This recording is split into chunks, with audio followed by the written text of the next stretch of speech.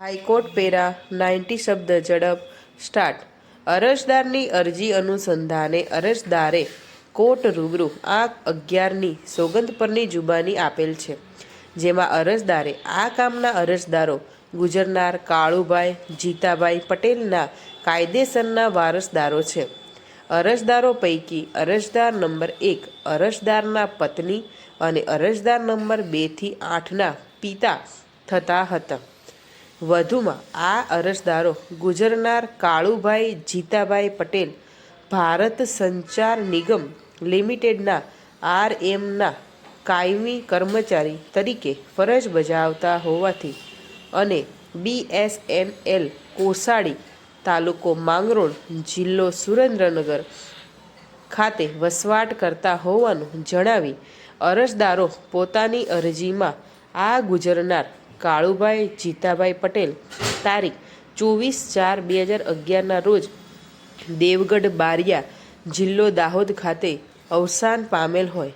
અને ગુજરનાર કાળુભાઈ જીતાભાઈ પટેલના બીએસએનએલના ખાતામાં પેન્શન, ગ્રેજ્યુએટી, પ્રોવિડન્ટ ફંડ, વીમાની રકમ મળી કુલ રૂપિયા 2,25,000 અંકે રૂપિયા 2,25,000 પૂરા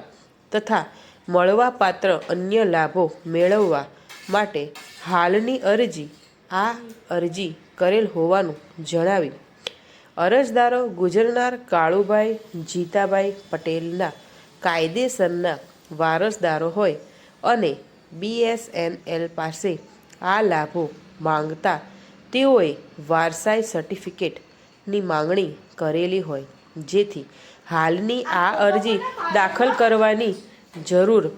પડેલી હોય. અરજી મંજૂર કરી મજકૂર રકમ અંગેનું વારસા સર્ટિફિકેટ હિન્દુ વારસાધારા એક્ટ મુજબ વારસાઈ સર્ટિફિકેટ કાઢી આપવા હુકમ કરવા અરજ કરેલ છે. વધુમાં આ કામના અરજદાર નંબર 2 થી 8ના આ કામે અરજદારની તરફેણમાં આંક 16 થી 22 સુધીના સોગંદનામાઓ રજૂ કરી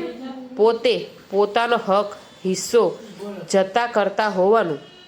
સોગંદનામું અરજદાર નંબર 1ની તરફેણમાં જતા કરતા હોવાનું સોગંદ પર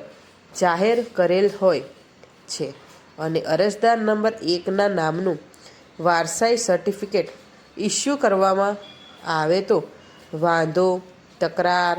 કે હરકત ન હોવાનું જણાવેલ છે અને અરજદારે પોતાની દલીલોમાં પણ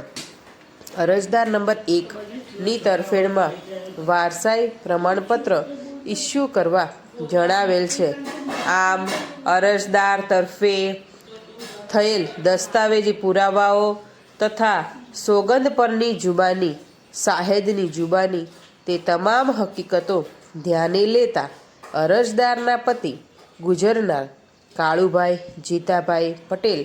તારીખ 24/4/2011ના રોજ તાલુકો દેવગઢ બારિયા, જિલ્લો દાહોદ ખાતે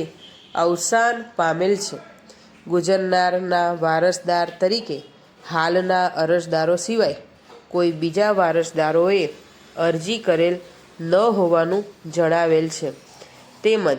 સદર અરજી અન્વયે મજકૂર રકમ અંગે વારસા સર્ટિફિકેટ હિન્દુ વારસા ધારા મુજબ વારસાઈ સર્ટિફિકેટ કાઢી આપવા હુકમ કરવા અરજ કરેલ